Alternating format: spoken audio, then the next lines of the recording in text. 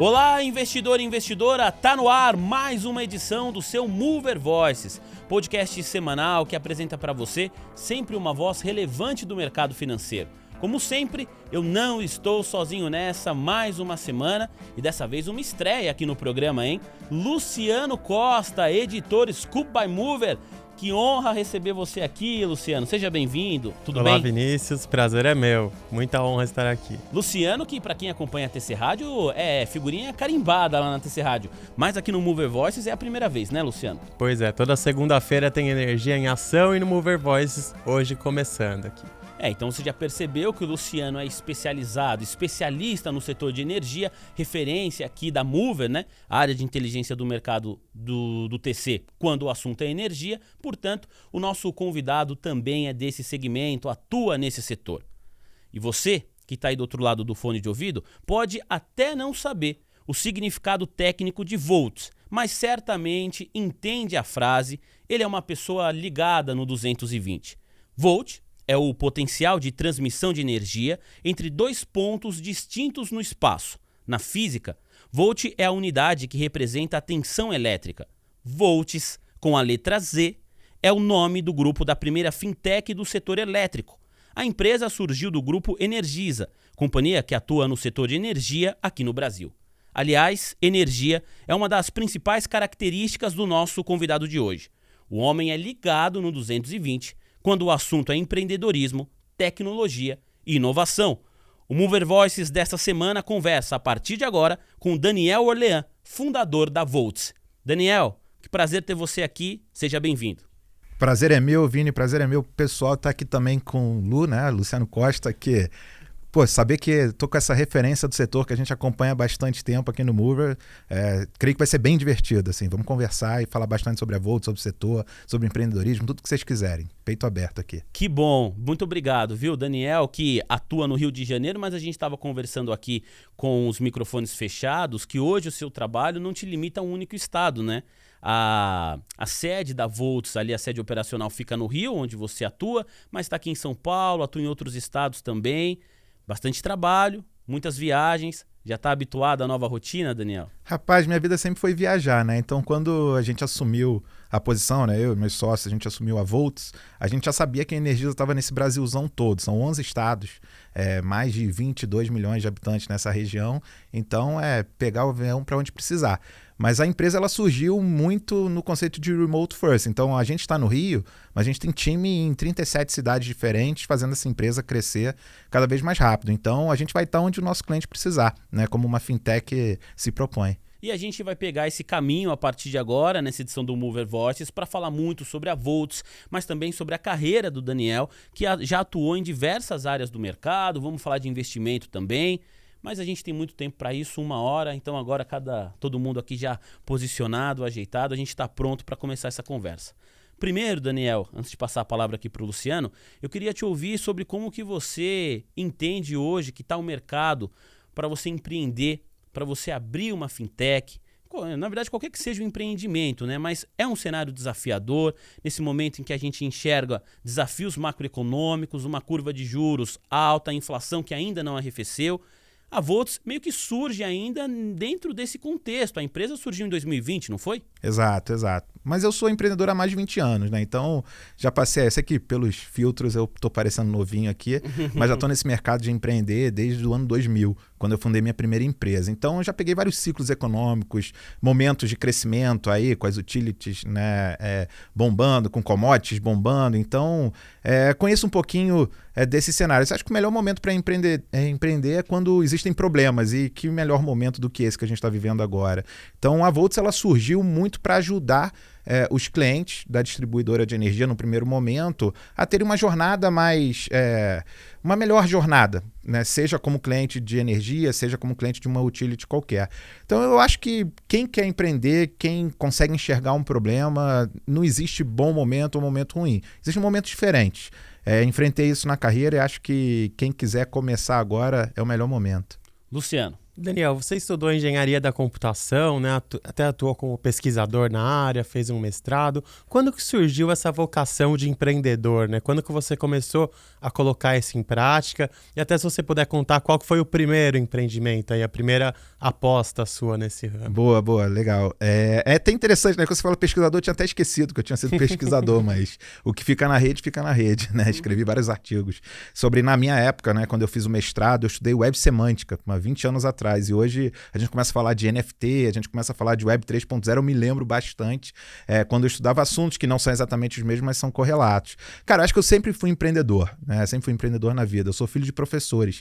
Meu pai é professor de matemática e física, né? Começou no estado, agora está no município, com 72 anos ainda dando aula. Minha mãe é professora de criança. Então, assim, eu venho de uma família onde o conhecimento sempre foi muito valorizado. A gente não tinha grandes posses, né? Eu não vou dizer que faltou coisa, mas também nunca sobrou. O que sobrava era a vontade de aprender. E eu acho que vontade de aprender e empreender são muito próximas, né? Meus avós também fugiram da guerra, né? Vieram para cá, tiveram que começar a vida do zero. Então, eu sempre tive muito essa característica de tentar encontrar oportunidades, explorar coisas que poderiam ser feitas. Então, eu me lembro lá com 7, 8 anos, né? Quando eu tinha ganho uma série de gibis, por exemplo, né? Gibi, revista em quadrinho, nem sei mais se fala assim, que eu falei, cara, preciso de um dinheirinho para comprar novos. Montei uma banquinha na escola para vender. Ali eu desenvolvi um pouco desse conceito de o empreendedor é sempre um grande vendedor, né? Seja de um sonho, de uma ideia, de um projeto. Então eu me lembro sempre empreendendo. Então depois na escola, né, comecei a dar aula particular para poder juntar um dinheirinho, na faculdade, trabalhando nos laboratórios, né? Apesar de ter sido às vezes uma pegada mais constante, mais... Não vou dizer que era funcionário da faculdade, eu sempre estava ali tentando resolver problemas. Então, empreender para mim sempre foi ser movido por procurar coisas que precisavam de alguém para resolver aquele problema. Não vejo empreender como uma grande ciência, não, mas sim muita vontade, muito aprendizado, muita experimentação. E o legal é ver que hoje, né, as teorias de empreendedorismo falam muito disso, de experimentação, de testar, de errar, e ver que muitas coisas que eu aprendi na prática hoje são quase que senso comum nesse sentido. E aí, a primeira experiência foi a banquinha na escola, que você falou aqui pra gente, mas a primeira empresa que você fundou já era voltada para esse segmento elétrico aqui, para o segmento de fintechs, onde você atua hoje, ou era uma coisa diferente?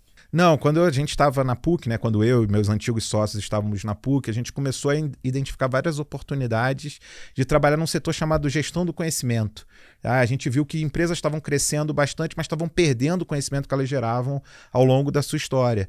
E comecei com um projeto de catalogar esse conhecimento, né, e vender projetos para grandes empresas, que foi a Milestone, minha primeira empresa fundada no 1999 a 2000. Então era uma empresa que a gente usava muito a tecnologia, pela minha formação, né, de engenheiro de computação, mas que usava o que tinha de estado da arte nessa parte de inteligência artificial, web semântica e tal. Então a gente começou a criar grandes repositórios de conhecimento e vender para grandes empresas, como Petrobras, como empresas até do setor elétrico, para Xerox na época. Então, a primeira empresa foi disso. E ela foi crescendo, foi encontrando oportunidades, foi crescendo, e ela acabou se tornando uma das maiores empresas no setor de educação corporativa no Brasil, né? Tendo tido até investimentos de fundo de private equity, na época se chamava BR Educacional, depois virou Bozano e depois Crescera. Entre as figuras ilustres desse fundo estava o hoje ministro da Economia, Paulo Guedes, né? Que foi o primeiro que acreditou e investiu nessa empresa até a gente, em 2015, vender para a Bertelsmann, que é um grande grupo alemão.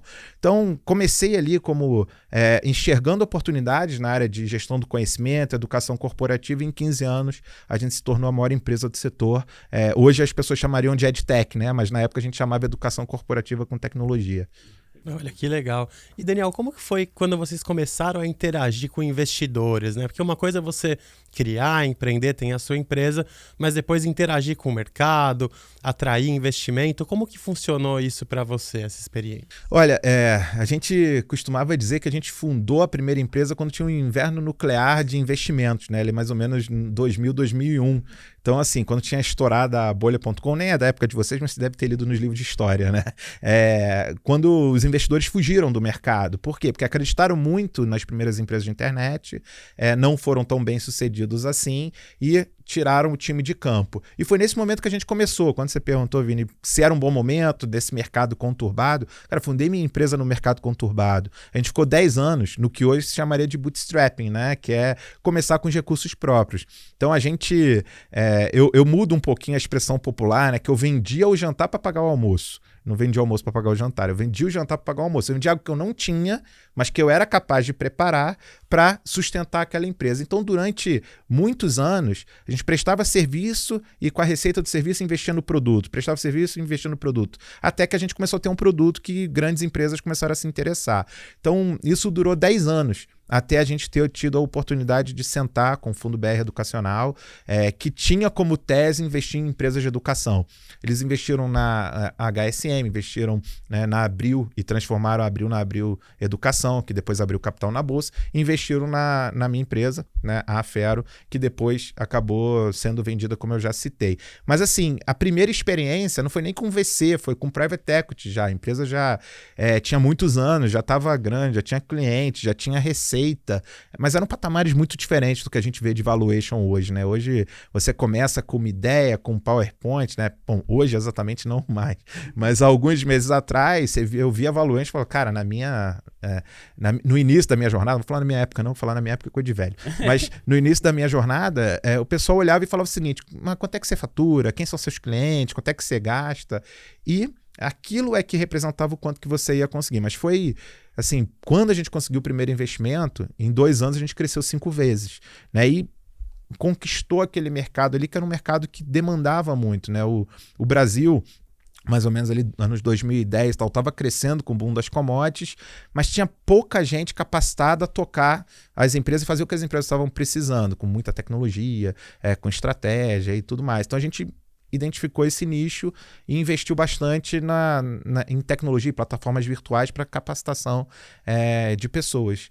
E, cara, eu acho que foi uma experiência muito legal. Depois que a gente vendeu a empresa, eu falei, cara, vou fazer um sabático agora, né? Sei lá, meu filho tinha 3 meses na época, minha filha já tinha quase... Isso foi em que ano, desculpa? 2015. 2015. Meu filho tinha acabado de nascer, minha filha já tinha 3 anos e tal. Pô, você falou viajando muito agora, cara, nessa época eu pegava numa semana, tava em 5 cidades diferentes, né? Viajando, às vezes pegando ônibus para não ter que pagar o hotel durante a noite, ajudando ali, né, meu time a entregar treinamentos, entregar eventos e tal. Era... Cara, emoção pura. Era 220, mas muito mais do que hoje, né? Que, poxa, é um trabalho muito intenso, mas ele é mais alavancado em tecnologia, né? Naquela época tinha muita entrega de dia a dia.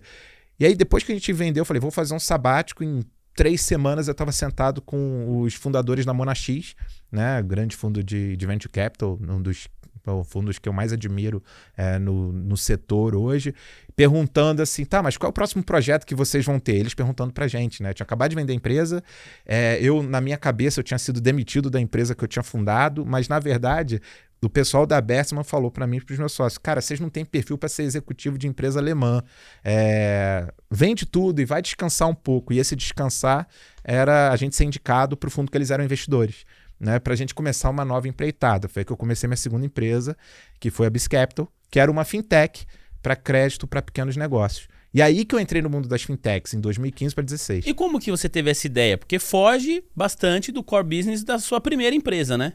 Sim, cara, mas essa é a pegada do empreendedor, né? O empreendedor, ele não é aquele cara que é especialista e faz vários negócios no mesmo setor. O empreendedor que é especialista em resolver problemas, em gerar impacto. E a gente sempre foi muito movido, eu sempre falo a gente, cara, não é aquele papo de jogador de futebol, né? Que fala, a gente jogou muito bem, a gente fez gol.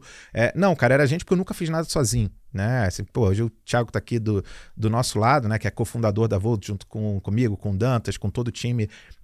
Eu também naquela época tinha meus sócios, que também eram colegas da faculdade, né? O Francisco, o Cristiano, que estudaram comigo na PUC, fizeram mestrado comigo. Então a gente sempre foi muito movido a propósito. Cara, qual é o impacto que a gente vai ter? O primeiro impacto era na educação, né? Formação de gente, que era um dos maiores problemas que o mercado tinha. O segundo é o acesso a crédito ao pequeno empreendedor. A gente identificou naquela época que o pequeno empreendedor que precisava captar dinheiro no mercado, cara, ele tinha que se humilhar nos bancos. ele não tinha essa facilidade, né? E não que hoje seja fácil, mas ele tinha que ir no banco, ele tinha que mostrar um monte de documento, levar documento para lá, documento para cá, um monte de vias assinadas. Demorava às vezes 60 dias para ele receber um não. E quando a gente vendeu a Fero, eu tive que ficar, por uma força de contrato, 2 anos de no compete. Eu não podia atuar na área de educação durante esses 2 anos. Então eu tinha que encontrar outros problemas impactantes. E a Monax, quando eles chamaram a gente falaram, cara, a gente sabe que vocês têm track record, né? A gente sabe que vocês já fizeram uma empresa, tiraram essa empresa do zero, fizeram bootstrap em 10 anos, 5 anos com a empresa investida, fizeram a empresa multiplicar 20 vezes nesse período. A gente sabe que vocês sabem enfrentar problemas. Eu falei, cara, eu não sei porcaria nenhuma, porque eu vou começar de novo. Né? Quando eu fundei a primeira empresa no ano 2000 e agora 2015, o mundo é totalmente diferente, totalmente. Eu não sei porcaria nenhuma. Agora é marketing digital, na minha época era venda consultiva, né? Eu tinha 260 clientes, achava muito, né? Que eram das 500 maiores empresas do Brasil, 260 eram nossos clientes na Fero. Eu falei, cara, eu não sei de nada. Ele falou, não tem problema, 6 meses, vocês ficam empreendedores residentes, o que vocês trouxerem, se estiver dentro da nossa tese, a gente gostar, a gente investe. E foi o que aconteceu. Em 6 meses, a gente, eu e meus sócios na época, a gente foi para Califórnia, participou do TechCrunch, Bay Brasil, Rock Health, trouxe ideia em Health Tech, trouxe ideia em Fintech e tal. E no final das contas, a gente identificou que esse era um problema grande a se resolver.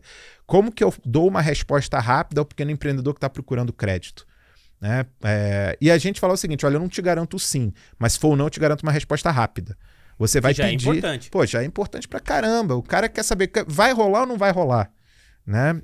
Hoje a galera é mais imediatista em tudo na vida. Muitas vezes na vida, né? Você quer saber se vai rolar ou não, ao invés de você ficar gastando um bom tempo seu ali naquilo. Então, lançamos a Biz Capital no final de 2015, assim, 4 meses depois de eu ter vendido a Fero, a gente lançou a Biz Capital. Foi uma jornada incrível tirar uma empresa do zero, só que agora com investidor desde o começo.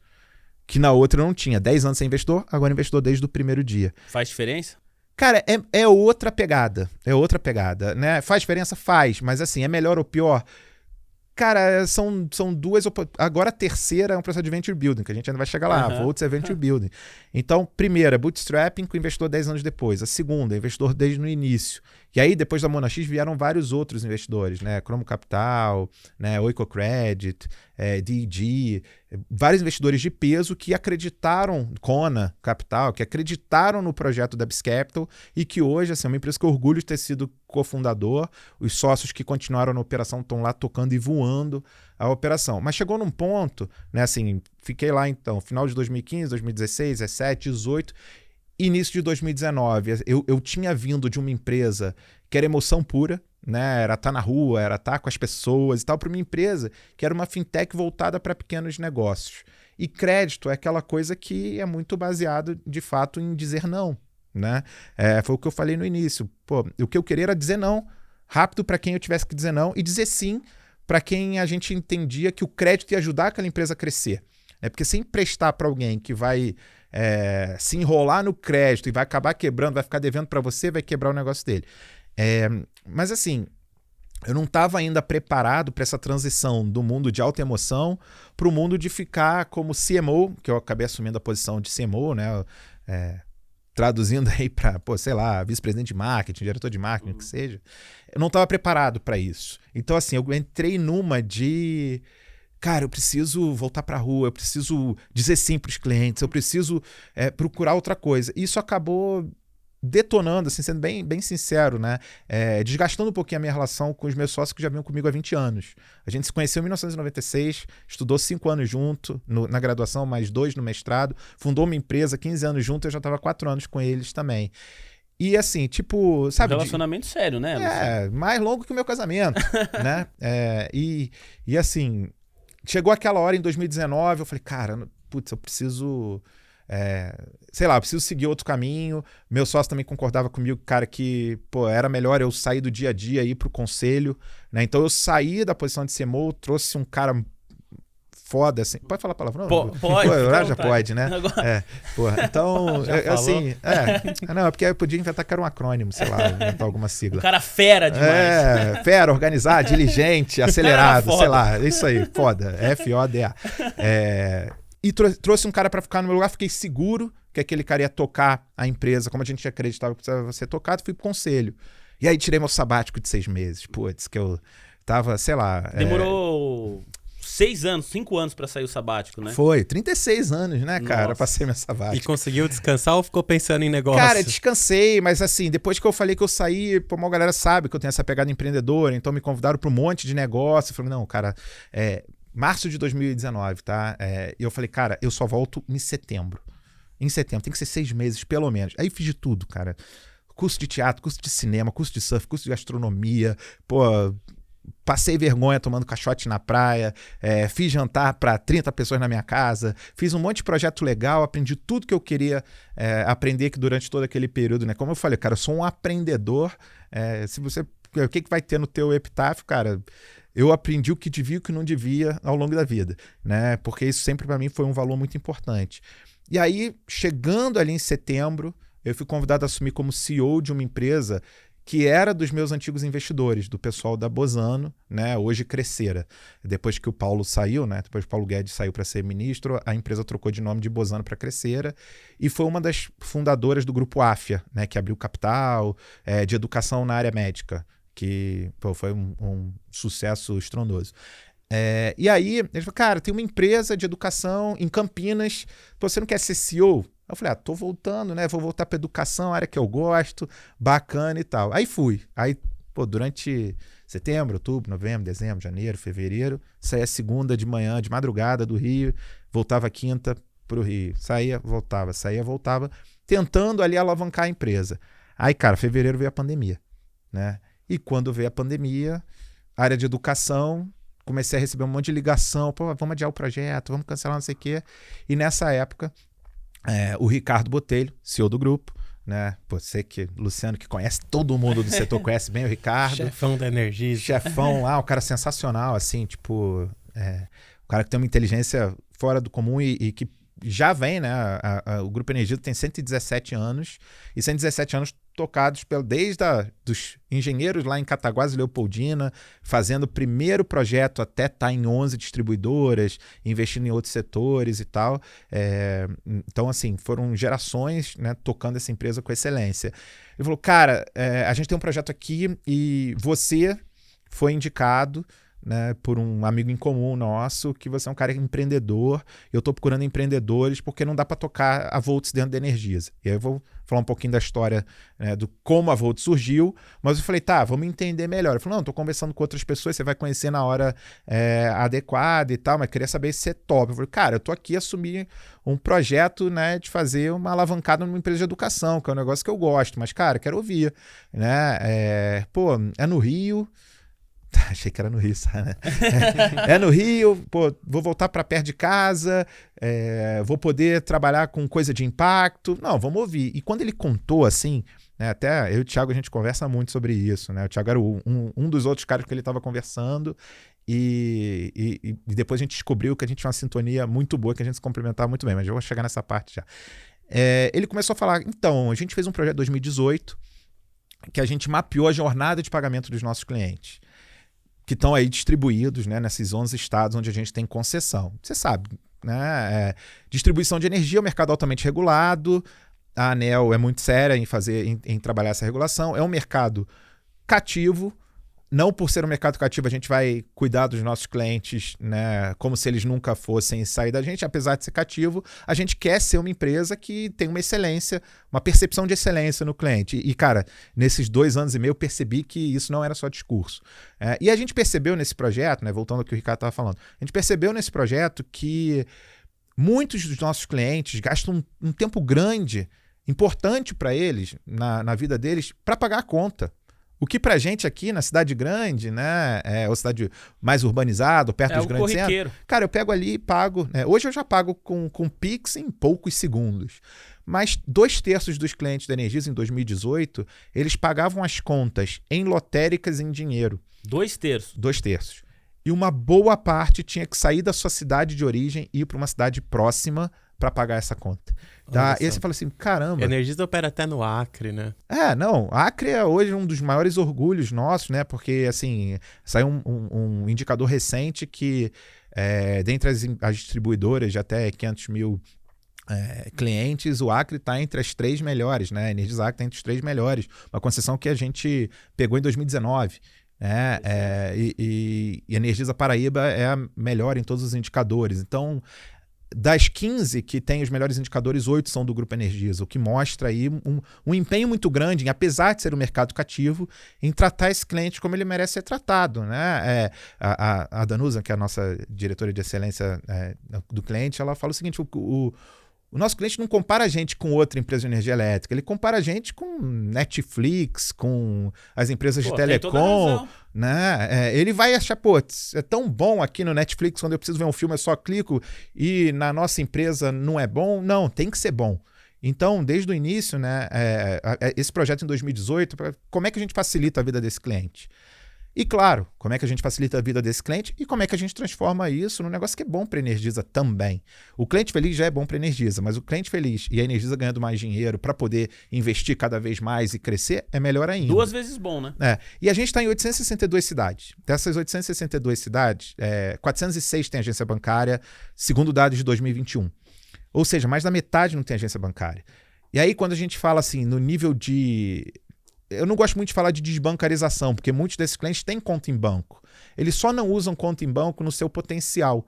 Eles só não usam uma conta, seja uma conta de um grande banco, ou seja uma conta digital, muitas vezes por falta de acesso, desconhecimento, cultura. Então ele falou, olha, o que a gente percebeu é que tem várias oportunidades para a gente melhorar essa jornada da empreendedora que tem um restaurante, tem que sair um dia do restaurante para pagar a conta numa cidade que fica a 30, 40 minutos. Né? Tem uma cidade, né, lá na fronteira com o Peru, lá no Acre, sim, que as pessoas têm que pegar 9 horas de barco para chegar se a maré estiver boa, né? Se o fluxo do rio, né, estiver bom. Então, que é a Vila Restauração, que a gente até ganhou um prêmio recentemente lá por ter levado a inclusão financeira junto com a inclusão energética. Então, ele falou, olha, a gente fez aqui um funil de ideias, serão mais de 200 ideias, muitas delas a gente consegue fazer como Energisa, mas tem uma em especial que eu quero que seja uma empresa autônoma, ágil, moderna, uma startup de fato. E quem te falou tudo isso foi o CEO do grupo. CEO do grupo. Desculpa esse no meio, eu acabei me empolgando, mas não. Eu tô aqui lembrando, né, cara, meu primeiro papo com ele. E eu falei assim, cara, ferrou, eu vou ter que pedir demissão. Você gostou do projeto? Eu falei, gostei, vou ter que deixar o pessoal que me chamou, que confiou em mim, né, vou ter que pedir demissão lá e vou ter que assumir aqui. E as coisas acabaram meio que convergindo, né, uma situação muito ruim, mundial, né, mas a pandemia veio. E aí os projetos foram caindo lá na empresa que eu tinha assumido e abriu espaço para que eu pudesse me desligar, né, e assumisse a Volts junto com o Thiago. E aí ele falou, cara, então, eu estava selecionando, né, e gostei muito do seu perfil, gostei muito do perfil da outra pessoa que eu tô conversando, a empresa que analisou o perfil de vocês falou, cara, que vocês vão se dar muito bem, vocês vão trabalhar junto. Eu não vou nem dizer quem é o quê, mas um é mais acelerado, o outro é super estruturado, um é mais agressivo, o outro é mais calmo e tal. Eu sou mais calmo. E aí, cara, nessa linha assim, a gente falou, porra, eu quero conhecer esse cara, né? E aí, ele estava em Nova York, foi um dos fundadores da Queremos. Queremos uma empresa que revolucionou aí o mundo do entretenimento, porque quando a gente está acostumado a ir num show, né, a gente vai nos grandes shows que os grandes produtores fazem, e eles criaram, ao longo de um bom tempo, oportunidades para pequenas bandas pudessem ser conhecidas e seus fãs pudessem também quase que garantir a execução desses shows, que para mim é uma fintech também, né? Ele fala muito entretenimento e tal, e aí ele estava em Nova York fazendo a internacionalização da Queremos, estava a fim de voltar para o Brasil, e a gente, aí o Ricardo falou assim, agora vocês se viram, vocês decidem aí quem vai tocar o quê. E quando a gente falou, cara, vamos tocar esse negócio, o que te move, né? Aí eu falei, ele falou, cara, eu estava querendo um negócio de impacto, o cara querendo voltar para o Brasil para fazer algo que fosse bom para as pessoas. Eu falei, também, cara. Então estamos junto nessa, vamos embora, vamos começar. E a gente começou, nós dois, né, em maio de 2020, quando o Ricardo falou, depois da pandemia já acelerando, a gente achou assim, cara, ele vai voltar atrás, vai segurar o investimento, vai segurar o caixa, não sei o que. E ele ligou e falou, pelo contrário, eu quero acelerar a Voltz, porque mais do que nunca as pessoas precisam do que é a Voltz, uma conta digital para fazer inclusão digital e financeira das pessoas onde quer que elas estejam, para que elas não precisem mais depender da lotérica, do banco e tudo mais. Claro que assim, ao longo desse período, né, 2020, 2021, a gente viu uma digitalização muito acelerada. Eu não tenho problema de citar concorrente, porque eu nem acho que são concorrentes, mas assim, Nubank cresceu pra caramba, Banco Inter, que agora é só Inter, C6, todos eles cresceram pra caramba durante a pandemia. E a gente tinha uma preocupação, tanto eu quanto o Thiago, a gente tinha uma preocupação. Cara, a gente não quer ser fundador de mais uma conta digital. Então, assim, aquela pegada inicial de ser uma conta digital, para a gente era ponta de lança para que a gente pudesse explorar, no bom sentido, todas as oportunidades dentro de um ecossistema de utility. O que significa isso? Cara, tem muito dinheiro que fica na mesa para os bancos, quando você fala de uma empresa de utility.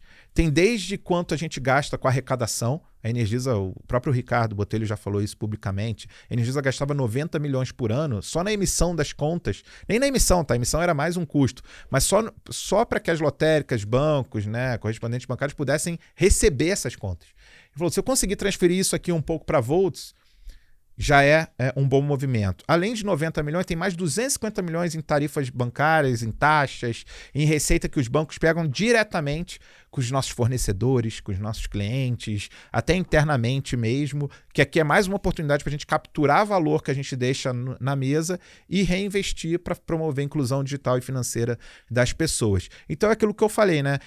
Oportunidade de capturar recursos que estavam na mesa para promover o bem, promover a universalização da fintech, para uma série de coisas. Só que nesse caminho, a gente percebeu que tinha muitas outras oportunidades para trabalhar. Como, por exemplo, por acaso alguém teve um problema de caixa, descasamento de caixa, sei lá, teve uma doença na família que teve que gastar com médico, com antibiótico, e aí, aquela conta de energia, que é um bem essencial, né? Que é a última coisa que a gente deixa, penúltima, né? Primeiro vem a saúde e em segundo a conta de energia, ninguém quer ficar sem energia, né? A gente sabe bem qual é o problema de ficar 1 hora sem energia, o que acontece, bem, né? Sabemos bem, mas tem gente que fica 6 horas por semana sem energia, né? Por conta de distribuidoras que ainda precisam evoluir, mas quando você tem aquilo por conta de um corte, você não sabe quando vai voltar, que você vai ter dinheiro para pagar de novo aquela conta. É difícil. É uma situação muito complicada. Você perde eventualmente o pouco que você tem na geladeira, né? Você deixa de vender se você for um empreendedor, se você tem um mercadinho ali, seus produtos vão estragar. Então, assim, a gente percebeu que um ou outro produto que a gente poderia oferecer era crédito para reparcelamento de conta. Então, assim, cara, você está com um problema para pagar essa conta agora? A Energisa tem certas limitações por ser uma empresa de utilities para parcelar com bastante flexibilidade, mas a Voltz pode parcelar com muita flexibilidade. Eu posso bancarizar esse título, né, e transformar ele numa operação financeira, cobrando taxas de acordo com o perfil de cada cliente, com o risco de cada cliente e prazos que consigam fazer com que aquela parcela passe a caber no bolso daquele cliente. Então esse foi um outro produto. Outra coisa que a gente percebeu, a gente não tem só pessoas físicas no nosso ecossistema. A gente tem mais de 20 mil fornecedores, 700 mil negócios que dependem da energia que a gente oferece. Então tem uma oportunidade para empresas aqui muito grande, que pode ser, por exemplo, antecipação de recebíveis, né, que as empresas tenham não só com o Grupo Energisa, mas futuramente com outros clientes. Pode ser você ter um crédito lastreado em contratos futuros que você tenha a receber. Podem ser vários produtos. Então a gente hoje tem 6 ou 7 linhas de receita bem diferentes para pessoas físicas e para pessoas jurídicas, mas a de pessoas jurídicas cresce mais rápido, né? Ela chega num potencial menor, mas ela cresce mais rápido e que me permite financiar, patrocinar essa inclusão digital financeira via conta digital. Então a conta digital é parte dessa engrenagem toda de que quando eu consigo internalizar essa receita, eu consigo fazer a Voltz crescer. A Voltz crescendo, eu daqui a pouco tenho outras receitas mais ligadas a uso do cartão de crédito, a crédito pessoa física, a reparcelamento de contas, a pagamento de como faziam os fenícios de boletos, né? Não mais de que hoje a gente faz QR Code, Pix e tal, muito melhor, muito mais rápido, mas Então, assim, a gente tem várias oportunidades dentro desse ecossistema que faz com que a gente seja muito além de uma conta digital. Cara, me empolguei, falei pra caramba, você não vai conseguir cumprir aí tuas perguntas, não. Mas foi muito legal. É bom quando fala, ruim é quando não fala, Daniel.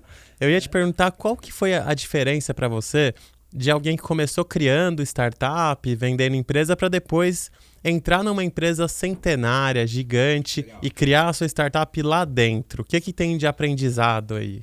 Legal, cara. Uma coisa que eu posso te falar, eu nunca tive apego às minhas ideias, cara. Eu gosto de ideias boas, seja de quem elas sejam, né? Então, quando a gente percebeu que existia uma oportunidade dentro desse ecossistema, nem me preocupa de quem foi a ideia. Porque, na verdade, é uma ideia que estava relacionada à necessidade latente desses clientes, né? Pelo trabalho que foi feito em 2018, esses clientes precisavam de inclusão digital e financeira. Eles precisavam que um grupo que está digitalmente lá, essa palavra virou moda agora, né? Mas a Energisa está digitalmente, porque a vida acontece na praça, na igreja, na quitanda, no mercadinho, né? E a Energisa está lá, ela está lá com a conta, ela está lá com o leiturista, ela está lá com o eletricista, ela está com a agência, porque em todas essas 862 cidades a gente tem uma agência. Então, quando a gente identificou que era uma necessidade real, pouco importava de quem era a ideia. Né? E aí o que a gente fez? Cara, o empreendedor ele vai e ele quer resolver o problema, ele quer fazer com que a ideia saia do papel e vire negócio, vire transação. Então, a primeira conta aberta dá aquela emoção, a primeira conta paga, pô, mais ainda, a primeira operação de crédito, caramba, somos geniais, né? Não é isso, mas a gente vê a coisa acontecendo. E aí, cara, quando a coisa está acontecendo, pouco importa se fui eu que pensei, o Thiago que pensou, o Dantas que pensou, né, que é o nosso CTO, ou um dos nossos outros 137 colaboradores, né, que fazem uma equipe genial, assim, uma equipe que se completa bem. O importante é que o nosso cliente está tendo um problema, uma dor dele resolvida. Então, assim, a diferença nesse sentido, né, que eu acabei indo por um lado da ideia, mas a diferença do ponto de vista da execução é que tirar uma empresa do zero é muito diferente do que criar uma empresa no processo de venture building. Eu costumo dizer que a gente tem o melhor e pior de ser parte de uma empresa de 117 anos e o melhor e o pior de ser uma startup. O melhor e o pior de ser de uma empresa de 117 anos é o seguinte, claro que os processos eles são mais lentos numa empresa de um mercado altamente regulado, como distribuição de energia. Por outro lado, eu tenho credibilidade, eu tenho acesso a capital, eu tenho acesso a pessoas, eu tenho uma sustentação que eu não tenho eu não tive quando eu comecei minhas outras startups. Que era aquilo ali, cara. Éramos nós contra todo mundo. Agora não. Somos nós, mas eu tenho um setor muito bom jurídico, eu tenho um setor de relações sindicais muito bom, eu tenho uma assessoria de imprensa fantástica que atende ao grupo inteiro e atende a gente também. Então, a gente consegue usar não só o capital financeiro, que é importante, que o grupo colocou na Voltz, mas o capital não financeiro tem um valor muito grande também. Eu tenho acesso a todos os canais digitais que a Energisa tem de relacionamento com seus clientes. Então, hoje o cliente ele pode renegociar uma conta pelo chatbot, né, que se chama Giza, que é um chatbot no WhatsApp. Ele pode ir qualquer agência da Energisa e, eventualmente, ter uma ajuda para abrir uma conta, a parcelar uma conta em atraso. Então, isso é muito bom. Então, tem sim mais lentidão nos processos? Tem uma morosidade maior em aprovar certas coisas? Tem, mas tem toda essa rede de segurança, essa sinergia que eu não teria. E do lado de startup, claro que uma startup ainda tem muita definição de processo, ainda tem muita, digamos, não chega a ser uma insegurança porque a gente tem a rede de proteção da Energisa. Mas você não sabe o que vai acontecer daqui a 2 meses, 3 meses, né? Um concorrente mais forte meu pode lançar algo que era o que eu estava pensando como um grande diferencial. Por outro lado, eu tenho agilidade, eu tenho certa licença poética, né? Digamos assim, para mudar um pouco mais a estratégia do que um grupo de capital aberto, né? Que tem que corretamente prestar contas e no mercado altamente regulado como a gente está. Então, o melhor e o pior de cada uma delas, e a gente teve que aprender a lidar com isso, e eu acho que foi muito bom ao longo desses últimos 2 anos e meio. Tem um mundo de perguntas aqui, mas antes de tentar entender um pouco mais os meandros do que gerou a Voltz, né, e dos processos, você falou, né, que a startup tem o processo em construção, empresas ainda muito novas. Eu queria saber se Até onde você entende que a Volts pode chegar? Porque eu me lembro da primeira vez que a gente conversou na TC Rádio, que foi uma conversa marcante por diversos motivos, mas que logo no comecinho, algumas pessoas escreveram pra gente como eu faço para entrar no site da Volts, como eu faço para virar cliente. E não são pessoas necessariamente clientes da Energisa. São pessoas que ouviram você falando, gostaram do projeto e queriam virar clientes. Legal. Então, assim, minha primeira pergunta, isso é comum? Segundo, é possível de acontecer? E terceiro, até onde você acha que a Volts pode chegar? Tem muito mar ainda para percorrer? Cara, tem muito mais. Você usou aí a analogia que a gente usa, né? A gente diz que a gente está atuando no aquário, no lago e no oceano. Então, o aquário é primeiro olhar para os fornecedores, os colaboradores do grupo, né? Que só os fornecedores e colaboradores do grupo são 20 mil fornecedores e praticamente 20 mil colaboradores. Só ali já tem bastante recurso para a gente explorar. Mas, por incrível que pareça, a gente perdeu, entre aspas, o controle de atuar só na área de concessão. Tem cliente usando no Brasil inteiro. A gente está, acho que, se eu não me engano, em 95% das cidades do Brasil tem pelo menos uma conta Volts aberta. Que legal. E tem diferentes motivos. Por exemplo, o nosso cartão, que a gente brinca que é um cartão de crédito, alguns dizem, é o pré-pago. Não é pré-pago por uma diferença pequena. O pré-pago, por exemplo, moro no Rio, o metrô do Rio usava até pouco tempo atrás um cartão que você tinha que botar dinheiro no... Ah, não usa mais esse? Eu faço direto com o meu cartão Volts, ele tem o NFC, aproximação, e eu já pago o metrô direto lá. Aqui em São Paulo não tem isso não ainda? Não, aqui ainda não tem. Tem que comprar ainda? Vou fazer a mesma piada, você pode ter o né? bilhete único, né? Mas senão você tem que comprar o... Pois eu pego meu cartão Volts, eu já passo ali direto e por aproximação já funciona. Seria ótimo, né? Você ganha um tempo, né? Não, muito tempo. Então, mas o que acontece, né? O nosso cartão, ele é um cartão que, na verdade, qualquer um pode ter. Tanto virtual quanto físico. A gente brinca que é crédito, não é pré-pago. Por quê? Porque você não precisa ter aprovação de um limite. É só você ter dinheiro na conta da Volts. Tá? Se eu tenho lá, sei lá, R$500 na minha conta da Volts, eu pego meu cartão e passo, seja online, seja no metrô, no Rio, seja para fazer uma assinatura, ele vai e captura aquele dinheiro na hora. Tá? Então, passei R$50 em algo que eu comprei. Ele pega os R$50 dos R$500. Igual um pré-pago? Não, porque o pré-pago você bota o dinheiro no cartão. Aí que você tem o dinheiro na conta. Então, sobrou 450, eu posso fazer um Pix para ele, eu posso transferir um negócio, posso comprar outra coisa, pagar outro boleto. O dinheiro não fica preso no cartão. Então, é o cartão associado à conta que funciona como crédito, mas ele debita na hora. Tá? Qualquer pessoa pode ter esse cartão. Na pandemia, ele foi muito importante. Por quê? Porque pessoas que não tinham cartão porque não tinham limite, ou tinham um limite muito pequenininho, que assim, tem muita fintech que anunciou, eu emiti cartão para não sei quantas pessoas, mas dava R$50, R$100 de limite. O nosso depende de quanto você botou. Você tem 50, 100 na conta? É 50, 100 seu limite. Botou 500, é 500. Botou 1.000, é 1.000. Tá? Esse é teu limite, depende de quanto você tem na conta. Puderam fazer assinaturas, puderam comprar online, puderam comprar insumos para os seus pequenos negócios online, né? Muitas vezes o fornecimento, algum desabastecimento poderia acontecer, mas online você pode comprar no Brasil inteiro. E dá para parcelar? Não, então, como ele é sensibilizado na hora, ele não tem parcelamento, Uhum. porque eu não tenho como garantir que você vai ter.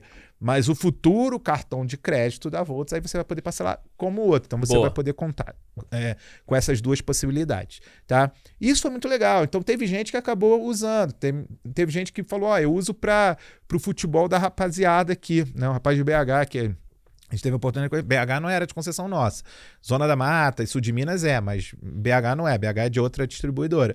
Ele falou, eu fiquei sabendo do cartão da Volts, né, por conta da minha namorada e tal. E aí, cara, a galera, todo início de mês faz um Pix pra minha conta e eu uso o cartão da Volts pra pagar as despesas do futebol ali, comprar cerveja, gelo, pagar o campo. Assim, pra ele é um cartão controle. Foi um golaço. Foi, golaço. Tudo bem que ele torce pro outro time, né? Ele é atleticano, a gente acabou discutindo isso no jogo Flamengo e Atlético, a gente teve a oportunidade de assistir junto.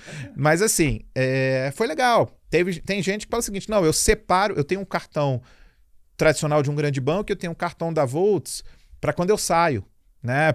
Quero sair à noite, separei lá, cara, eu posso gastar até X reais na balada. Bom, cara, se eu perder, eu já pego no aplicativo, já travo ali aquele dinheiro, tá? Porque também você pode fazer tudo isso, né? Como alguns outros também oferecem, né? Alguns são mais difíceis, outros são mais fáceis de você bloquear. Cara, não é o meu cartão principal. Eu falei, cara, eu não quero ser teu primeiro, eu quero estar no teu bolso, eu quero te ajudar. E tem gente que é o primeiro cartão porque foi o que deu a oportunidade dele ter esse cartão. Então, acabou que a gente está em 95% das cidades do Brasil. Né? Claro que para quem está na área de concessão, que pode parcelar uma conta de energia com a Volts, eu tenho mais benefício. mas para qualquer pessoa. Hoje, por exemplo, né, quando eu estava vindo aqui para São Paulo, eu esquecia pela 9ª vez de levar a máscara. Aí tinha, assim, na porta do aeroporto, tinha um rapaz vendendo, não é máscara, precisa para embarcar. Eu falei, quanto que é? Ele, R$10. Eu falei, pô, R$10 a máscara, mas tá bom, né? Tem que fazer. Preço Tem de Pix? aeroporto. Custo de oportunidade. Tem Pix? Pô, o cara acordou, né? 4 da manhã tava lá, porque isso era 5h15 da manhã. E aí, eu falei, tá, tem Pix? Ele tem, meu telefone. Cara, eu entrei na conta Volts, paguei os R$10, ele viu eu fazendo e falou, o senhor tá me pagando pelo WhatsApp? Né? Eu falei, não, é aqui pela conta Volts, é que a gente fez a conta conversacional. Por quê? Porque o nosso objetivo é que todo mundo que tenha celular e use o WhatsApp saiba como usar a conta. Então, a primeira versão dela já era muito conversacional, tanto na abertura da conta, quanto no pagamento do Pix e tudo mais. Então, assim, caiu nas graças de muita gente, né? E tem muita gente usando. Então, não há essa limitação de só área de concessão. E para o futuro, o que a gente pretende, né? Quando eu falo aquário, lago e oceano, a gente está fazendo coisas muito legais que hoje têm funcionado para a Energisa, que a gente entende, e outras utilities já nos procuraram, né, perguntando sobre isso, que podem ser aplicáveis a qualquer empresa que tenha um problemas semelhantes. Emissão de conta, recebimento de conta, parcelamento de conta. Por quê? Porque a gente montou a estrutura para fazer isso, né? E depois que eu estiver fazendo muito bem na Energisa, eu posso fazer para qualquer empresa. Eu não estou preso à Energisa, não tenho exclusividade com a Energisa. Pelo contrário, a Energisa foi esse pontapé inicial, é a nossa grande investidora, mas a gente não é só da Energisa, a gente é a Volts, é uma empresa independente, autônoma, ágil, que usa a sinergia nesse ecossistema. Não sei se eu respondi a tua pergunta, mas Respondeu muito falando bem. aí, que a gente quer ser a fintech das utilities, se eu puder resumir. Tem um mar gigante. E aí, Luciano? Bacana, não, legal. A gente falou bastante aqui de criação de startup, né? Mas você também comentou, Daniel, que você já entrou como investidor anjo também em outras empresas. Então, eu queria te perguntar como que foi essa mudança de lado aí do balcão, né? Como que foi sua experiência de investidor e até o que isso te trouxe de aprendizado, o que você pode dar de dicas para quem está criando a sua startup, o que o investidor anjo olha, como que é essa abordagem? Legal, cara. Então, é muito boa a tua pergunta, Luciano, porque eu não acho até que seja uma mudança de balcão, né? Porque eu não tiro o chapéu quando eu tô sendo anjo e quando eu tô sendo empreendedor, e eu acho que isso acaba me ajudando. Como eu fui minha vida inteira empreendedor, eu acho que eu pude viver dores que os empreendedores iniciantes vivem. E não só iniciante, né? Assim, a dor do empreendedor ela só vai aumentando com o tamanho da empresa. Porque se antes eu podia pegar, sei lá, se faltasse alguma coisa, eu podia eu mesmo resolver. Agora, quando você tem uma empresa de 100 e poucas pessoas, fatura alguns milhões, você não consegue mais resolver sozinho. Então, assim, eu invisto em pequenos negócios, cara, desde que eu sou empreendedor. Eu já investi em mais de 20 empresas diferentes, dos mais variados setores. Mas o mais importante para mim, quando eu invisto numa empresa, né, para mim, na verdade, são duas coisas. Menos a ideia e mais os empreendedores. Isso é até meio clichê, né? Tem aquela frase, first the people, then the money, né? Então, assim, eu olho e vejo se aquelas pessoas que estão começando aquele negócio, de fato, são as melhores pessoas para tocar aquele negócio, não necessariamente aquela ideia, porque a ideia vai mudar. Né? Fala muito de pivotar. Eu quero, tem uma ideia genial. Tá bom, ela vai mudar. Você pode ter certeza disso. E se eu posso contribuir, tá, com a minha experiência de empreendedor. E aí, quando eu digo assim, com base no que eu já fiz, com base nos contatos que eu desenvolvi, no networking, né, que eu desenvolvi ao longo do tempo. Eu já investi em edtechs, né, empresas na área de educação, eu já investi em outras fintechs, eu já investi em health techs na área de saúde, eu já investi em food tech, eu já investi em uma série de setores, mas em todos esses investimentos, eu sempre me perguntava para o empreendedor ou para a empreendedora, né, tenho orgulho de ter na carteira não só negócios fundados por homens, mas também negócios fundados por mulheres, porque acho que as mulheres têm tido... Se você olhar quanto de investimento é feito em empresas fundadas por mulheres, ainda tem uma diferença abissal entre empresas fundadas por homens e empresas fundadas por mulheres. Então, assim, na minha carteira tem empresas muito legais fundadas por mulheres que tiveram menos oportunidade de se apresentarem frente a grandes fundos. Então, o anjo é muito importante nesse momento, porque ele entra numa hora que o fundo ainda não está interessado. Por quê? Porque o risco é muito alto, ainda é uma ideia. Na verdade, quando você é investidor, você está investindo em pessoas. Tá? E eu fiz isso. Então eu sempre me pergunto se eu posso contribuir. E eu acho que eu tenho contribuído. com essas empresas. Já me ferrei, já perdi dinheiro, já ganhei dinheiro, tá? Mas assim, na que eu ganhei, eu supri 2 que eu perdi. Na outra que está crescendo, eu já supro aí, eventualmente, 5 que eu posso perder. Outras que estão com excelente potencial. Algumas eu investi de bobo, outras eu investi porque eu acreditava de fato que aquilo ia acontecer. Para você investir como anjo, cara, tem que ter muita visão de longo prazo, porque não é um negócio, né? Não é um fundo que tem liquidez. Que você bota o dinheiro, cara, precisei do dinheiro, vou tirar. Mesmo perdendo, não tem como. Você botou numa startup, cara, se ela der certo, são 5, 7, 10 anos para você ver aquele dinheiro potencializado ou não de volta. Então, assim, eu separei, né? Eu tive a oportunidade ao longo da vida de ter vendido empresa, ter acumulado, não assim, não sou aí um grande magnata, mas eu sou um cara que hoje eu posso correr certos riscos, né? E eu escolhi correr riscos viabilizando sonhos de outros empreendedores e empreendedoras. Ah, mas é muito legal isso. Eu queria justamente falar ainda nesse sentido. Você comentou mais cedo, né, falando que a Volts é uma empresa nova. Imagina, essas companhias que você investe como investidor antes também são empresas novas. Os processos estão sendo criados. E aí eu queria falar sobre o erro. Porque o erro eu acho que é algo inerente nessa trajetória do empreendedor e também na trajetória dos colaboradores que entram numa empresa que os processos ainda não estão fincados. Os processos estão sendo construídos, estão sendo fermentados. Como você lida com o erro, né? Com as pessoas que trabalham ao seu lado ou com uma empresa que você está investindo e você como investidor anjo tem uma opinião, acha que o negócio tem que ir para um lado, aí percebe que a coisa não está indo como você pensou. Como você lida com isso, Daniel? Legal, acho que o primeiro ponto, né, é que não existe nem empresa nem pessoa que não erra, né? Acho que essa até é tão óbvio que não seria necessário nem falar. Mas existem 2 tipos de erros, né? Tem um erro que é aquele erro que a gente de fato valoriza, que é o erro que gera aprendizado. É um erro que você faz porque você está experimentando uma coisa nova e que você está consciente dos riscos que você está correndo, ou que, mesmo que você não esteja consciente dos riscos que você está correndo, você está preparado para eventuais riscos que possivelmente apareçam. Esse é o erro que você tem que estimular que aconteça. Né? Então, por exemplo, vamos testar ou lançar esse produto aqui, vamos testar para um grupo inicial. Olha, não deu certo. Cara, nem foi um erro, foi uma forma que você encontrou de mostrar uma das maneiras que não dava certo. Falando aí, parafraseando, acho que Thomas Edison, né? Que descobriu não sei quantas 1000 maneiras que a lâmpada não funcionava. Estou lendo um livro chamado Cultura da Experimentação, que mostra que grandes empresas de sucesso fizeram isso ao longo do tempo. Ele cita casos como a Booking, por exemplo, que fazia milhares de experimentos, alguns mostravam que não funcionavam, mas os que funcionavam iam levando ela cada vez mais adiante. A própria Google também fez muito isso. Então, quando você constrói uma empresa que ela é intolerante ao erro, que é o erro que vai te ajudar a crescer, acho que você tem uma empresa que não vai crescer. Tá? Agora, quando você desenvolve uma empresa que ela sabe trabalhar o erro, e o erro não é assim, tipo, caíram todas as contas, todo mundo ficou sem acesso. Não, isso não é erro. Isso é falha, isso é outra coisa. Você tem que evitar, você tem que trabalhar a continuidade do seu negócio, você tem que trabalhar diminuição dos riscos, que são riscos mapeados. Errar cara, esse produto aqui pode fazer sentido, mas não sou eu que vou dizer se faz sentido, quem vai dizer é o público. Então eu vou testar aquele produto com um público menor, para um público maior, né? Dividindo o público em 2 perfis, fazendo um teste AB e tal. Isso é uma coisa que você tem, como uma empresa inovadora, você tem que trabalhar, você tem que saber fazer, você tem que aprender como os grandes fizeram. Tentativa e erro. Exato, né? Agora, é tentativa de algo que... Porque tentar algo que você sabe que vai dar errado, né, não faz sentido. Mas agora, tentar algo e colocar opções, que você, daquelas opções, você vai aprender algo e vai evoluir, cara, essa é a empresa que cresce. Legal. E Daniel, você estava comentando sobre como lidar com o erro, né, que é uma coisa muito comum das startups. E eu acompanhei um pouco o seu blog, né, você tem um blog na Medium, né? Coloca ali alguns textos, dicas. E eu vi que tem também muito material voltado para os jovens.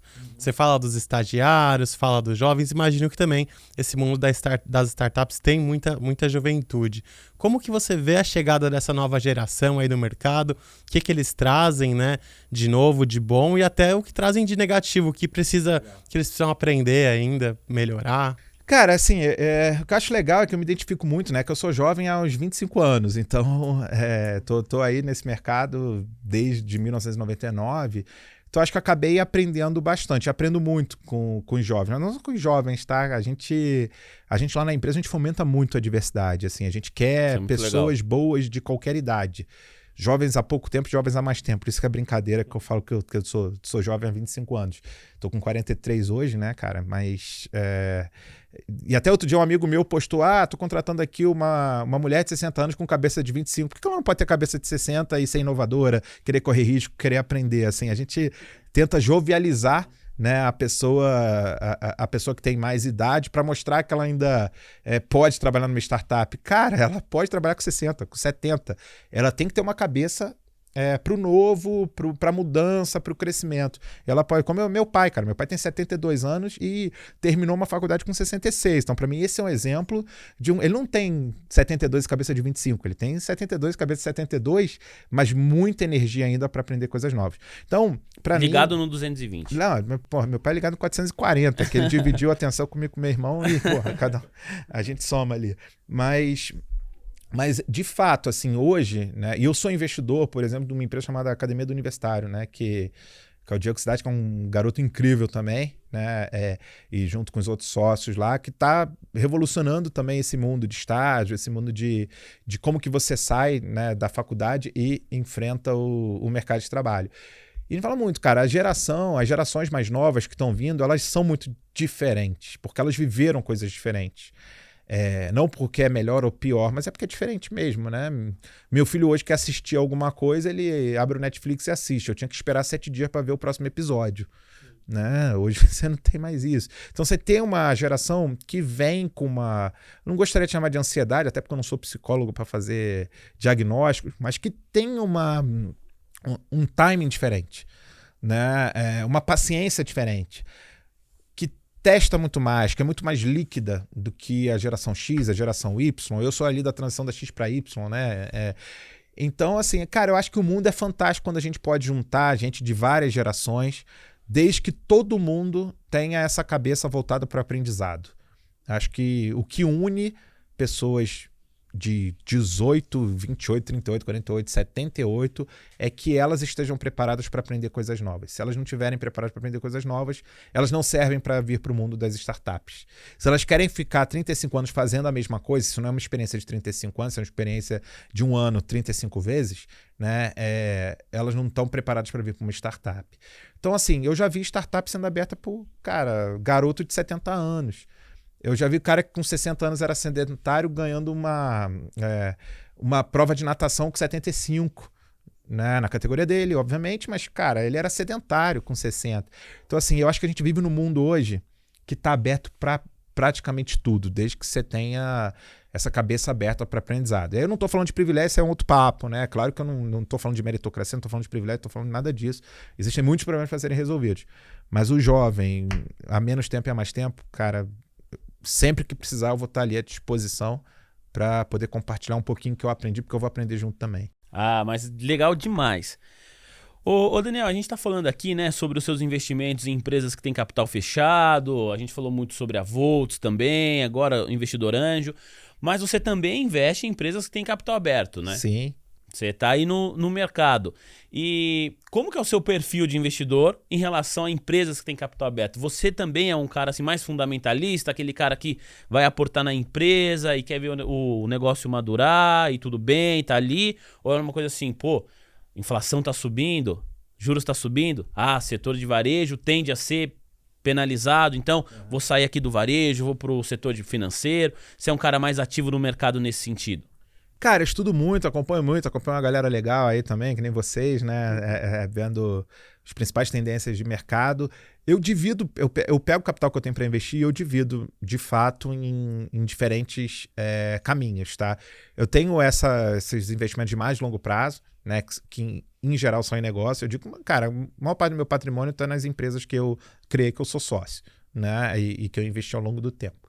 Mas sim, eu invisto em coisas de mais longo prazo, mais fundamentalistas, e em coisas também mais oportunísticas, né? Então, eu tenho hoje, né, junto até com os meus sócios que venderam minha empresa, a gente tem um fundo junto que a gente investe em alguns negócios mais para longo prazo, né? E aí tem inflação, tem moeda, tem fundos de ações variados, né? E tem aquele dinheiro que eu guardo para fazer loucuras, né? Se me permite dizer, cara, que eu invisto em cripto, né? Que eu invisto em umas coisas menos ortodoxas, né? Então, Cara, já investi em fundo de cannabis, já investi em fundo de urânio, já investi em criptomoedas, né, com uma pegada mais maximalista, já investi em outros projetos de cripto ali, sabendo que eu podia me ferrar, mas com a mesma pegada que eu estava falando, cara. Todo investimento meu é uma oportunidade de aprendizado, tá? Quando eu investi em, sei lá, NFTs e metaverso, né? Tem um fundo aí que fala de NFTs e metaverso. Cara, eu não só coloquei meu dinheiro lá e falei, cara, vou estudar esse negócio aqui, que eu quero entender no que eu tô colocando meu dinheiro. Quando eu investi lá no fundo de urânio, eu falei, cara, eu quero entender por que tem essa simetria possível aqui, né, no curto, médio e longo prazo. Pô, estudei o mercado de energia de urânio. Quando eu investi no fundo de cannabis, eu falei, cara, eu quero saber por que esse negócio é bom. Aí fui estudar como é que eu uso medicinal em Israel, como é que eu uso medicinal e recreativo nos Estados Unidos, né, para entender no que eu tava me metendo. Então, assim, eu sou meio, digamos, arrojado demais, eu acho. Com 43 anos olhando o que eu fiz para trás, talvez eu não fizesse tudo da mesma maneira como eu fiz, mas eu fiz e aprendi. Então, é isso aí, cara.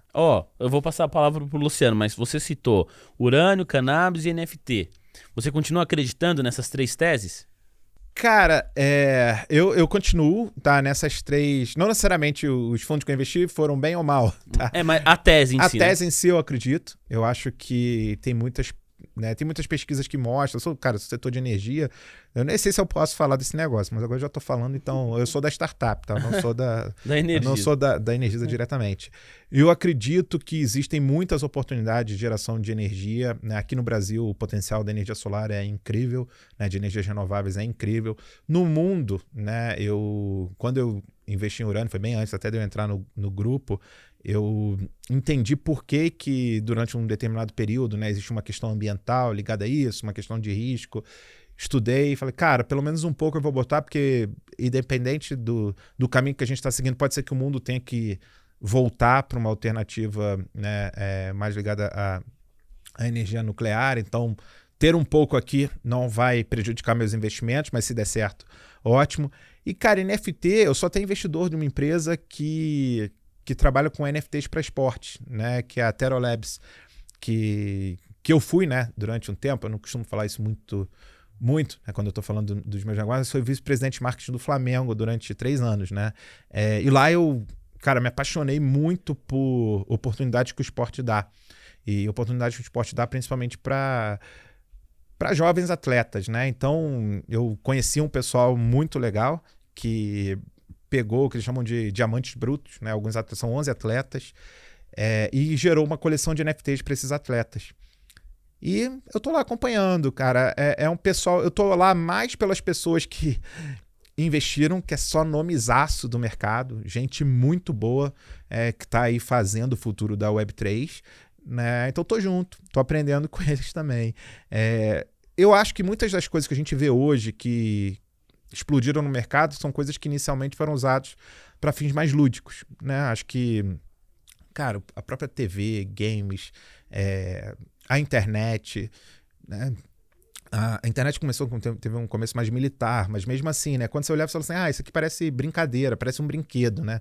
Coisas que pareciam um brinquedo se transformaram em coisas fundamentais da sociedade. Eu acho que a gente já está naquela fase que NFT a gente está vendo como algo de brincadeira, mas que é baseado em fundamentos que podem transformar a nossa sociedade. Então, assim, não vou dizer que eu sou o maior entendedor, não, mas tem coisa boa aí, né? Eu me lembro muito de uma frase que um cara que foi meu guru durante muito tempo, assim, que ele foi diretor da Coca-Cola, ele contava muita história de quando, entre aspas, descobriram o uso, né, da Coca-Cola como a gente conhece hoje, né, como refrigerante. Quando eles misturaram ali, eles falaram assim, eu não sei o que, mas eu acho que tem algo aqui, né? E eu vejo muito isso quando eu falo de NFT. Eu não entendo todos os fundamentos, mas tem uns fundamentos bem interessantes, eu acho que tem alguma coisa aqui e eu quero estar próximo. Daniel, legal que você comentou aí do Flamengo, porque eu ia até te fazer uma pergunta relacionada a isso. Você falou também de brincadeira, né? E eu lembro, pesquisando um pouco, eu vi que você lançou a divisão de eSports do Flamengo, né? De games. Eu queria entender como você vê esse campo, né? Se pode ser um segmento interessante também de negócio, para investimento, e se você investe também. Legal. Cara, essa foi uma experiência, assim, sensacional, né? Uma oportunidade que eu tive muito boa, assim, que eu nunca fui um fanático por futebol, jogado em campo. Eu sempre fui muito interessado no negócio futebol. Né? Então, eu me lembro, quando eu fui chamado para ser vice-presidente de marketing no Flamengo, foi ali na época até que eu estava na BIS, 2016, o Claudio Prakovnik, né, que foi o VP, que era VP de finanças na época, me chamou, ele falou, cara, a gente está precisando de alguém com essa cabeça de startup, essa cabeça de inovação, né? Acho que você vai se dar bem lá.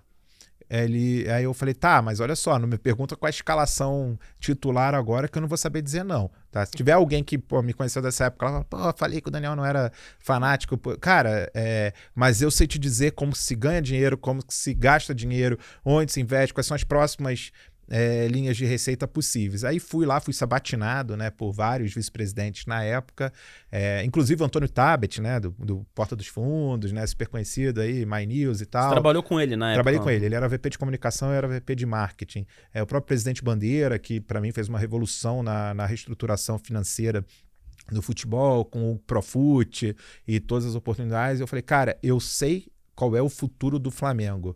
Agora, não me pergunta o que eu acho do Márcio Araújo, que eu não vou saber dizer. Tá. Não, mas, assim, para quem gosta de futebol, e a gente gosta bastante, né, e acompanha, o Flamengo ganha dinheiro para fazer as contratações que faz na gestão do Bandeira.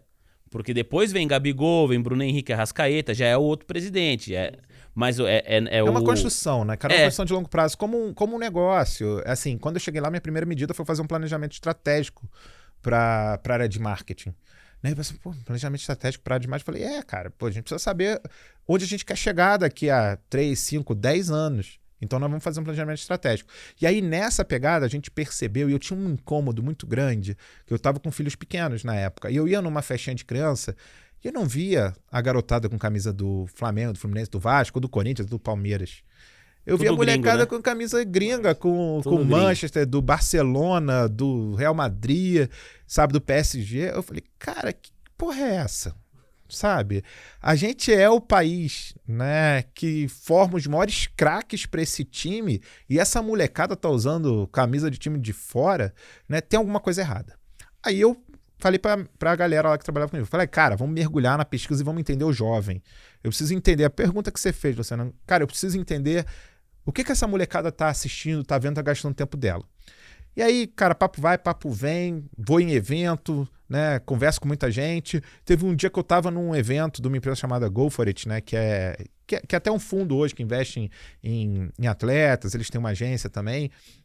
E eu tô conversando com um moleque na boa, assim, né, de 16 a 17 anos. Eu pergunto, cara, o que tu faz? Não, eu faço projetos proprietários de esportes eletrônicos. Tá, legal, mas o que é isso? E ele me explicou. Eu falei, cara, é exatamente isso que a gente está precisando para o clube. A gente tem um clube de futebol, né, multiesportivo, na verdade, o Flamengo, né, clube basquete, de regatas. Tem tudo, né?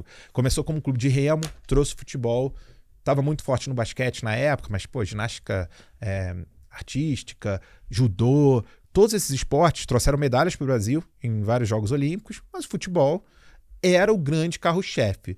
Só que a molecada não tinha mais aquela pegada de ver o jogo com o pai, com o tio, com o irmão mais velho, né? E aí a gente foi e se aprofundou. E no final disso tudo, eu tinha um projeto muito bem desenhado, a muitas mãos, de criação do time de esportes eletrônicos do Flamengo. Você falou aí esportes e games, né? Games é uma coisa. Esporte eletrônico é o cenário competitivo dos games. Então, o projeto estava muito bem feito e eu falei, chama aí os conselheiros que eu quero aprovar isso aqui. Tá? E aí a gente fez uma apresentação para o conselho de administração do clube, que é formado por... Cara, a idade média são pessoas que construíram o clube ao longo das últimas décadas, 70 e poucos anos, e eu vendo, né, aquela galera assim super apaixonada pelo Flamengo, que dedicou a vida ali olhando. No final, cara, eles aplaudiram e aprovaram por unanimidade a inclusão do esporte eletrônico como, se não me engano, 12ª modalidade do clube. Não foi licenciamos a marca do Flamengo para algum clube de esporte eletrônico explorar e se chamar Flamengo. A gente criou dentro do clube um time de esporte eletrônico. E quando eu lancei, cara, isso... Não dá pra ver que eu tô repetindo, que eu tô com essa camisa de manga comprida aqui. Mas em homenagem ao Palmeiras, meu amigo, verde. Mas quando eu lancei, Cara, teve um garoto que eu fiz um tweet, né, sobre o assunto, brincando assim, né, pô, essas gerações e tal, LOL, que foi o esporte que a gente escolheu, né, LOL pra mim era rindo alto, né, mas vai ser a próxima modalidade do Mengão. Aí, pô, meu Twitter explodiu no dia e teve um garoto, cara, pô, sério, emociona até hoje, já falei isso mais de 20 vezes. Finalmente eu vou poder curtir o Flamengo com meu pai. Cara, aquilo ali eu falei, fudeu. Né? Não dá pra fazer acrônimo pra fudeu, é fudeu mesmo. Falei, cara, que negócio que a gente olhou pra uma coisa e acertou em outra. Né? E aí a gente começou na segunda divisão, a primeira vez que o Flamengo na segunda divisão, mas a gente começou por escolha, a gente chegou até a final da segunda divisão, que é um circuito desafiante, perdeu, mas tinha o direito de jogar com o último da primeira divisão pra subir. Subimos. Cara, e aí a gente, na primeira divisão, né, aí a gente reformulou o time e tal, cara, mas no dia que a gente lançou, a gente tinha 7 patrocinadores batendo na nossa porta falando, eu quero patrocinar isso, eu quero patrocinar, eu quero patrocinar. A gente foi para 4 finais e a gente perdeu as 4. E aí eu, né, passei a gestão para a gestão seguinte, mas na primeira vez que eles foram para as finais do CBLOL, foram campeões. E aí a gente conseguiu coroar meio ali. pé frio ali. Ah, cara, não tem problema. Criei um negócio. Como eu falei, eu não sou apegado à ideia, não sou apegado a projeto. Se o negócio tá acontecendo, fiquei feliz pra cacete lá na Jonessi Arena, no Rio. Porra, chorei enrolado na bandeira, né? Gravei vídeo passando vergonha. Mas falei, legal. cara, finalmente isso aqui aconteceu. Só que aí a gestão atual, né, falou, cara, isso não é foco, mas a gente... E vou te falar, eu também, né, uma dessas finais que a gente perdeu, eu fui pra Porto Alegre pra ver, a gente perdeu, mas foi um jogaço, assim, a gente perdeu de 3-2, e aí chegou um senhor pra mim, cara, e virou assim, falou, porra, eu vim aqui com meu filho, cara, aprendi a gostar de LOL, queria, cara, te agradecer. Então, assim, tive o moleque falando que ia ver com o pai, e o pai falando que tava com o filho lá, e que, pô, agora ele curtia LOL, que agora ele entendia. E o surreal, que assim, a gente, eu lá na final, né, pô, a gente tá acostumado a... Pô, a gente grita, bate palma quando é o nosso time atacando, fazendo gol. Lá, quando tinha uma jogada bacana, todo mundo aplaudia. Assim, era uma jogada, a gente, sei lá, eliminando, né, matando, né, matando mesmo. Um do adversário, o cara, a torcida do Flamengo também cantando, gritando e tal, e o outro lado gritando, quando era uma jogada espetacular, tipo assim, sei lá... Não importa que era a jogada feita pelo adversário, né? O Pedro fazendo um golaço, né, contra o Palmeiras. Cara, imagina a torcida do Palmeiras coisa gritando, linda. Tal. Cara, e eu fiquei assim, eu falei, que louco isso, cara, que mundo, sabe? E a gente teve todas as melhores audiências de todos os jogos que tinham sido transmitidos, eram do Flamengo. Mas a diretoria atual falou assim, não, cara, a gente vai terceirizar isso, vai licenciar, aí licenciou, terceirizou, cara, aí o negócio foi meio ladeira abaixo, né? Mas foi um ciclo. E tem um grupo muito forte querendo trazer o esporte eletrônico de volta, porque, cara, não tem como negar que isso é o futuro. Né, você vê, cara, vocês trabalham, né, na parte de criação de conteúdo, vocês fazem um projeto super legal no setor, mas se vocês olharem os maiores streamers hoje, são pessoas de games, são pessoas fazendo reações a games, né, homens, mulheres, meninos, né, meninas. Então, às vezes tem a reação da reação. Tipo, eu reagindo, o Daniel reagindo a um vídeo tal. Pô. Não, cara, não tem como fugir. E se você tem um projeto bem estruturado, você conquista mais pessoas. Então, assim, qual era a minha grande meta? Dar mais oportunidade para os torcedores rubro-negros viverem o Flamengo. Seja no esporte eletrônico, seja no basquete, seja no YouTube, vendo os vídeos do treino, seja no jogo. Eu acho que eu fiz esse ciclo. Então foi uma experiência muito legal, que eu aprendi muito essas novas... Como me comunicar com essas novas gerações. Porque num jogo de futebol você não sabe quem está assistindo, o que está vendo. Mas num jogo desse você sabe exatamente quem são as pessoas que estão assistindo, o que elas gostam, que tipo de produto você pode divulgar e por aí vai, cara. Olha, é o verdadeiro empreendimento de impacto, porque acho que não tem impacto maior do que o filho falar que vai assistir, vai conseguir acompanhar ali, passar alguns momentos ao lado do pai, porque no fim das contas é isso, né? É você estar ali ao lado da pessoa que você ama, e isso foi proporcionado graças a uma ideia, a um empreendimento, é um impacto E não foi brutal. Ideia minha, não, foi uma ideia construída com muitas pessoas. Há várias que eu mãos, acho que são né? as melhores ideias, são essas, né? Que é onde você... ali vai combinando, né? A gente fala que a gente se encaixa feito Lego, mas as boas ideias são essas ideias que você vai pegando cada pecinha de um e você monta uma coisa que sozinho ninguém teria. Pois Pelo que você falou, dá pra ver também que gira bastante dinheiro também. Tem patrocinador, tudo, né? Gira e vai girar. Acho que Começou com muito menos que o futebol, mas, cara, as oportunidades são absurdas. Não só financeiras, mas como de engajamento também, né? Então, eu acho que é um caminho que não tem volta. E que quem explorar bem, quem trabalhar bem, vai conseguir muito longe. A Elo Passos, que é fundadora da Space, ela esteve aqui no Mover Voices e ela falou assim, pô, antigamente conversava com uma criança, ela queria ser o Ronaldinho, ela queria ser o Romário. Hoje eu converso com as crianças, tudo bem que ela é na área ali que ela atua, mas o pessoal fala que quer ser o Nobru, que é tipo uma referência nesse mundo dos jogos, né? Exato. Então realmente você tem aí uma coisa nova surgindo muito forte e é muito bom saber que tem pessoas tão humanas como você de perto, olhando tudo isso acontecer. Nossa conversa voou, passou muito rápido. E aí, ô Daniel, eu queria só pra gente encerrar aqui, eu falei pra você também, né, com o nosso microfone fechado nos bastidores, que eu te acompanho muito no LinkedIn, eu vejo você colocando ali textos que são muito legais. Eu queria te perguntar o que falta pra você, né, em relação à realização, porque você investiu em várias empresas, deu certo, deu errado, teve várias experiências, atuou no time que você gosta, em várias áreas, não só no futebol, teve essa questão aí do esportes, tá agora criando um projeto de muito sucesso, que é a Volts, né, que pessoas que não são atendidas necessariamente pela Energisa, que não são atendidas, querem se tornar clientes da companhia, ou seja, o que falta para você se sentir realizado, ou já existe uma realização, mas tem muita coisa ainda que você planeja para o futuro?